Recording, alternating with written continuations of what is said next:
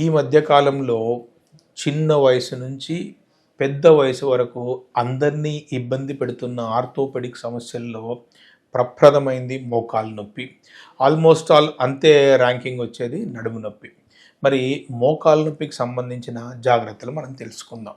First మోకాలు నొప్పి ఎందుకు వస్తుంది అనే కారణాన్ని కానీ మనం విశ్లేషిస్తే, మోకాలు చుట్టూ ఉన్న కండరాలు మీరు మోకాల మీద పెట్టే లోడును తట్టుకోలేకపోయినా, లేదా మోకాలు లోపల కార్టిలేజ్ అరిగిపోయినా, లేదా మోకాలు లోపల లిగమెంట్ కట్ అయిపోయినా, ఇంకా రెండు ఎముకల మధ్యలో ఉండే కుషన్ వాషర్ లాంటిది కట్ అయిపోయి లూజు ముక్కల్లాగా తయారైనా కానీ, దెబ్బలు తగిలినా కానీ మోకాలు నొప్పి వచ్చే అవకాశం ఉంది అన్నమాట. సో వీటిని బట్టి మీకు కూడా అర్థమైపోయి ఉంటుంది ఎటువంటి చికిత్సా విధానాలు తీసుకోవాలనేది. సో జనరల్ చికిత్సా విధానాలు కానీ మనం చూసుకుంటే, మనం కానీ బరువు ఉన్నామా, లేదా జెనెటిక్గా వంశపారంపర్యంగా మనకి మోకాళ్ళ అరుగుదల అనే వ్యాధి వంశపారంపర్యంగా వస్తుంది అంటే మాత్రం ఖచ్చితంగా జాగ్రత్తగా ఉండాలి. మొట్టమొదటిగా చేయాల్సింది ఏమిటంటే, ఐడియల్ వెయిట్ మెయింటైన్ చేయడం, సమతుల్యమైన ఆహారం తీసుకోవడం, కింద కూర్చొని లేవడం కంప్లీట్గా బంద్ చేసేసేయడం, మెట్లెక్కడం దిగడం సాధ్యమైనంతగా తగ్గించేసేసుకోవడం. వీటి చోటు చేస్తే 50-70% వరకు నొప్పులు తగ్గిపోతాయి. ఇవన్నీ చేసిన తర్వాత కూడా మీకు ఇంకా నొప్పి తగ్గకపోతే, మీకు దగ్గరలో ఉన్న డాక్టర్ గారిని సంప్రదిస్తే మీకు ఆ నొప్పికి గల కారణాన్ని విశ్లేషించి అది ప్రైమరీ ఆస్టియోఆర్థరైటిసా, సెకండరీ ఆస్టియోఆర్థరైటిసా నిర్ధారణ చేస్తారు.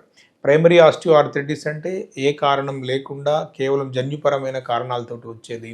సెకండరీ ఆస్టియోఆర్థరైటిస్ అంటే మోకాళ్ళ లోపల ఇన్ఫెక్షన్ రావడం లాంటిది కానీ, రొమటాయిడ్ ఆర్థరైటిస్ కానీ, లూజ్ బాడీస్ చేరడం కానీ, మన తర్వాత యూరిక్ యాసిడ్ పెరగడం కానీ, దెబ్బ తగలడం వల్ల రావడం కానీ, దెబ్బ తగలడం వల్ల మోకాలు అరమరికలో తేడా రావడం వల్ల కానీ వచ్చే అరుగుదలని సెకండరీ ఆస్టియోఆర్థరైటిస్ అంటారు.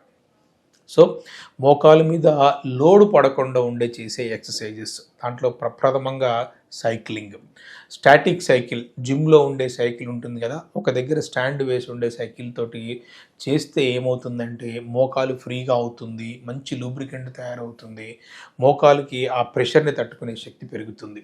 ఆ తర్వాత జాయింట్ ఫ్రీ అయిపోయిన తర్వాత మోకాల్ని ఆడించే కండరాలని బలపరుచుకునే ఎక్సర్సైజ్, క్వాడ్రిసెప్స్ మజిల్స్ కానీ, హ్యామ్స్ట్రింగ్ మజిల్స్ కానీ వాటిని స్ట్రెంథెన్ చేసుకుంటే మోకాల మీద పడే లోడ్ తగ్గుతుంది. తర్వాత సెకండరీ ఆస్టియోఆర్థరైటిస్ అయితే మాత్రము దానికి గల కారణాన్ని, ఇంతకుముందు మనకు విశ్లేషించిన కారణాలని బట్టి డైట్ మాడిఫికేషన్స్ కానీ, ఇన్ఫెక్షన్ కంట్రోల్ కానీ, రొమటాయిడ్ మెడిసిన్స్ కానీ తీసుకుంటే ఏ రకమైన ఇబ్బంది లేకుండా ఉంటుంది. ఓవరాల్గా మీ మోకాలు ఎంత పర్మిషన్ ఇస్తే అంత పని చేయండి, దాన్నే థ్రెషోల్డ్ అంటారు.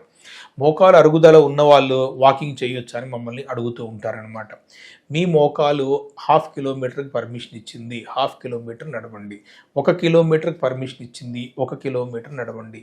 5 కిలోమీటర్లకు పర్మిషన్ ఇచ్చింది, 5 కిలోమీటర్లకు నడవండి. 1/2 కిలోమీటర్ కంటే ఎక్కువగా నడవలేని మోకాల్ని ఇబ్బంది పెట్టి 5 కిలోమీటర్ల వరకు నడిపిస్తే మాత్రము చాలా ఇబ్బంది పడతారు, సాధ్యమైనంత తొందరగా అరిగిపోయి ఆపరేషన్కి గురి అవుతుందన్నమాట. అందుకని జాగ్రత్తగా ఉండండి.